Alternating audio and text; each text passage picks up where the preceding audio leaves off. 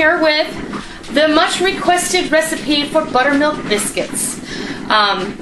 Uploaded bean and bacon soup earlier in the week, and since that video was posted, I have had so many of you request that I show you how I make the biscuits that I'm going to go ahead and do that for you today. It's Sunday morning, and we're just going to have some biscuits and little smoked sausages for breakfast. And full disclosure, this is not my original recipe, but I mean, is there really an original recipe for buttermilk biscuits? I don't know. Buttermilk biscuits, everybody has their own way of making them. But they're really easy. You don't need to use Bisquick unless that's your favorite way of doing it. You usually have all of the staple ingredients in your house to make this anyway, with the exception of buttermilk, and I'll show you how to fix that if you don't have the buttermilk. So let's see what else goes into these. I have 4 cups of all-purpose flour, and this is of course my favorite King Arthur all-purpose unbleached flour. 2 cups of buttermilk, and I do keep buttermilk in the refrigerator all the time, so this is buttermilk.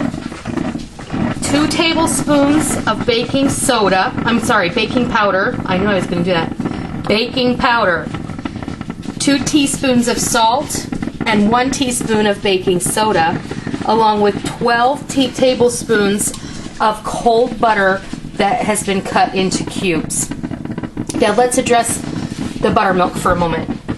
I know that a lot of people don't keep buttermilk in the house. In fact, buttermilk is one of those things that stores actually lose money on because they have to get rid of so much of it.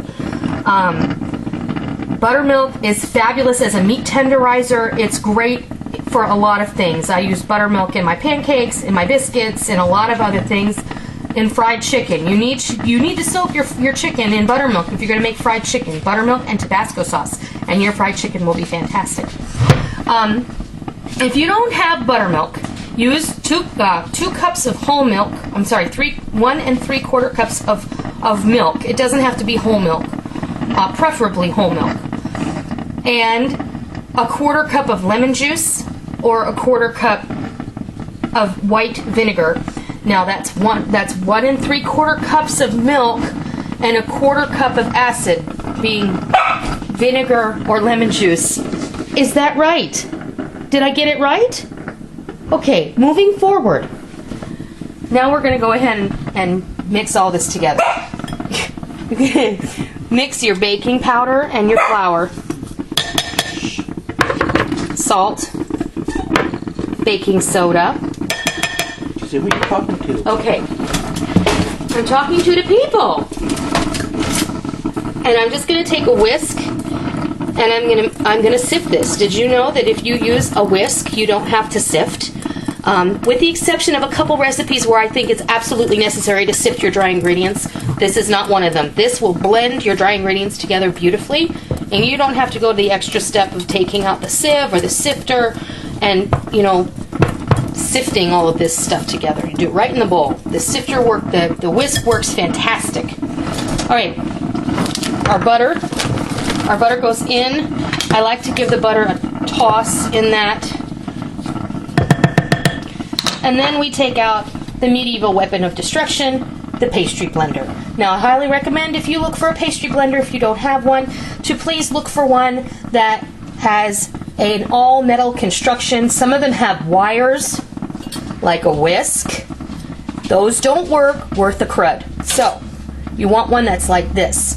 And even better, you can find one like this. This is a fantastic pastry blender because it's got a little bit of a sharpness to it. And I got this from the King Arthur website, King Arthur Baker's catalog. They were not very expensive. This particular one, I think, was $6. But you can use this one, or most likely you're going to have this one. So I'm going to continue using this one. But you see how I do this? I'm twisting my wrist at the same time. I'm turning the bowl slightly. I'm getting way down in there. Because what you want to end up with, you don't want to end up with large clumps of butter like you put in there. You want to end up with something that looks like a coarse meal, like a coarse cornmeal, or something that's going to look like small pea gravel. So you'd be too messy with the mixture? Yeah, you don't want to mix biscuits with the mixer because the secret to light, flaky, and tender biscuits is that you don't want to work the dough too much. So you can make your scones in the mixer with no problem, but biscuits, they're so quick to go together, you don't need to go to the trouble of taking out your mixer. These go together really quick, and they don't take forever in the oven. And we're done. I just knew that question was going to come up. So. Well, that was a good call, honey. Okay, so you can see what this looks like. That butter has gotten coated and broken up with that flour, and it's going to make little pockets of butter. So when it bakes and that butter melts, that biscuit's going to raise up really light and fluffy. Rinse my hand real quick. I don't know about you guys, but I go through paper towels like there's no tomorrow. Alright, let's get this out of the way. We're going to just pour our buttermilk right in there. And this buttermilk is really thick. This I get from that local dairy. And it's fabulous. And give this a turn with the wooden spoon just until it comes together.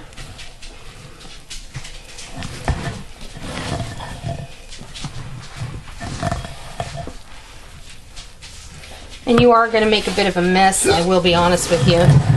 You can do this with your hands, but you're going to get your hands in here soon enough. I promise.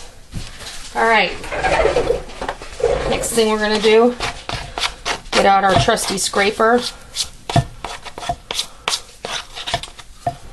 These are also a most invaluable kitchen tool. You can do this so many things with this. You can use it to cut dough, use it to scrape your board. Now, make sure your board is clean. I'm just going to give it... I just washed it this morning. You just washed it this morning. So, I saved a little flour out in my measuring cup. Spread it out on your board.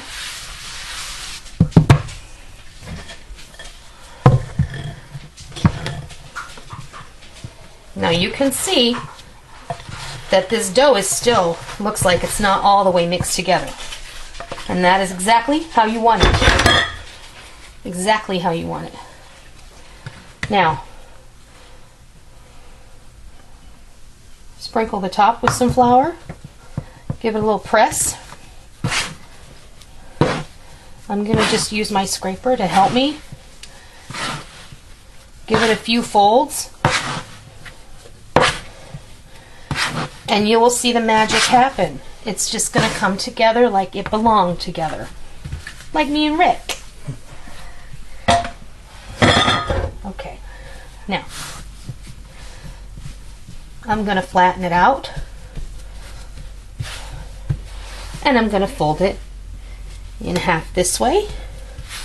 I'm going to fold it in half this way. And then I'm going to turn it. And I'm going to fold it in half this way and this way. One more time. Then you have a perfectly beautiful biscuit dough that's ready to spread out and cut. I'm going to flip it over. I don't use a rolling pin. I just use my hands.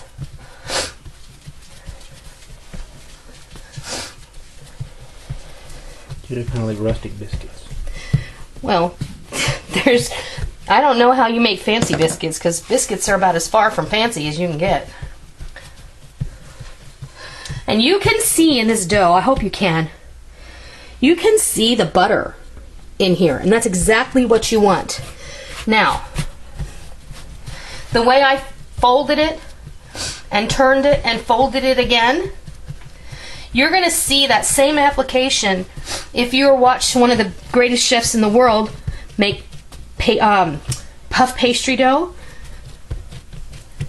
because that is how you get flaky layers.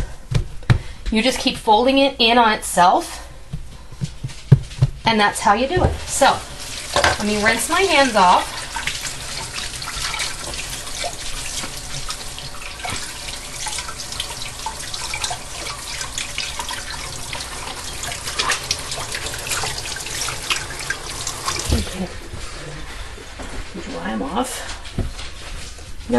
flour left in here. I'm just going to put it in the corner over here.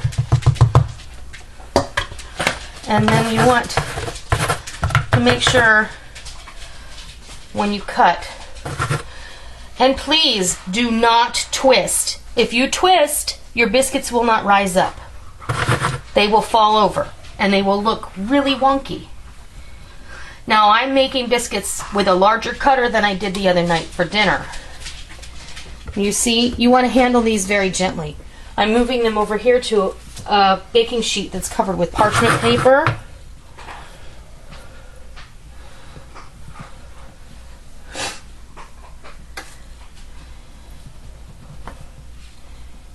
And let's see here. Whoops. I'll move that. All right.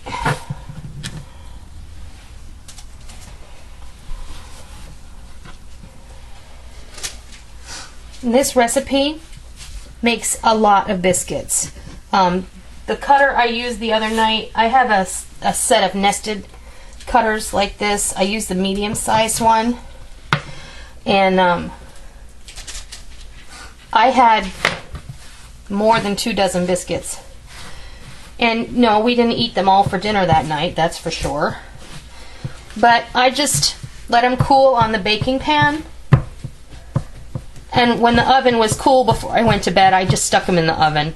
I don't like to keep them in plastic wrap because it makes the biscuits go soft and they mold too fast, and I don't like that. So, you know, whatever you have left over after a couple of days, just throw out in the yard. The birds and the squirrels will be sure to eat those. If they get too hard, just pop in the microwave for 30 seconds and soften up. And, like, you need to speak up louder so they can hear you from behind the camera, honey. He said if you pop them in the microwave for 30 seconds, they soften up nicely. Let's see, I really only need to get 3 more biscuits out of this dough, and then you're going to have some that you're going to sacrifice, because unless you want to use all of it, and then go right ahead. Sometimes I do use all of it, and I end up making just a biscuit out of the scraps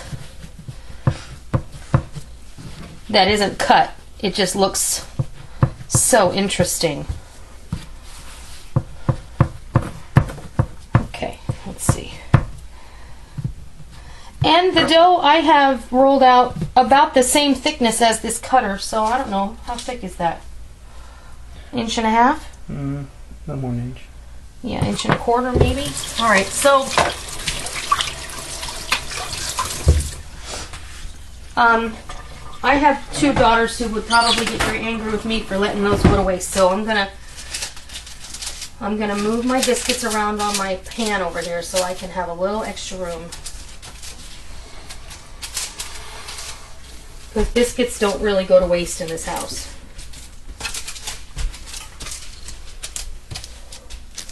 There's a dozen biscuits there. I think there's probably enough for 2 more over here. And I'll show you what I do with the last biscuit.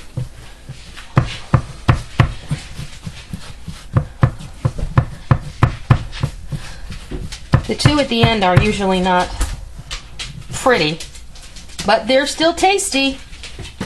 Alright, so sometimes people like to put them real close together on the pan so they bake together and they get nice soft edges. So I'll go ahead and do that this time. In fact, I did it the other night and they came out really nice. So, alright. Let's see what we have here.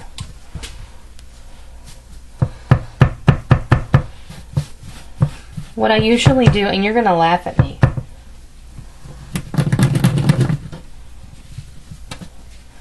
and if you flip it over on a pretty side, yeah, there you go. Now there's really not enough here for a biscuit, but I usually just mash it together, because you know what? The dogs will eat it. And just stick it on there. It'll be fine. Now I have my oven preheated. to 350 degrees.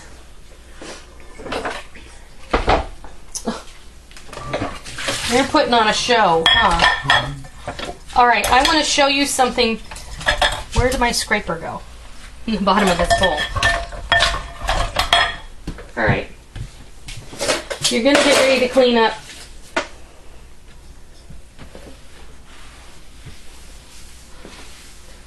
And I want to show you something. I see 'em. Mm-hmm. Puppy porn. Huh. Yeah. All right. If you take the flat side of this scraper right into the sink. Look at that.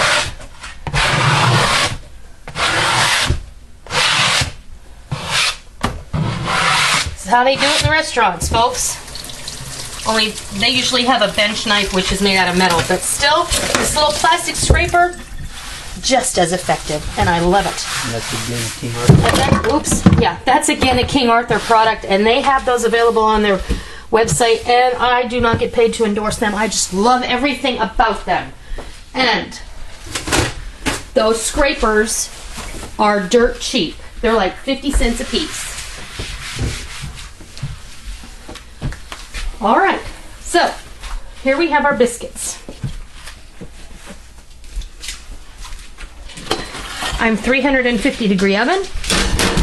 Pop them in there. 15 to 20 minutes. When you can start to smell them, you need to check them. When they're golden brown, they're ready to take out. And then I'll show you what happens next. Okay, we have had these in the oven for about 20 minutes. And they are ready to enjoy. Now, we're only going to have to do one little more thing to that. And I took a half a stick of butter, excuse me please, and I stuck it in the microwave. So it's kind of melted and kind of not.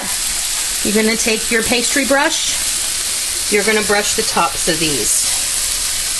Now, if you want to make biscuits like you get at Red Lobster, what you're going to do is you're going to add a cup of shredded cheddar cheese to this recipe dough. Cut them out just like we did this time. When they come out of the oven, you're going to brush them with the melted butter, only you're going to have added a teaspoon of garlic powder and a teaspoon of dry parsley, and they will taste so much better than what you get at Red Lobster, but they will be exactly what you remember from going there. And there's the dog biscuit. There's the ugly biscuit. And there you have it. We're going to go have some breakfast now. I'll have to get the honey out.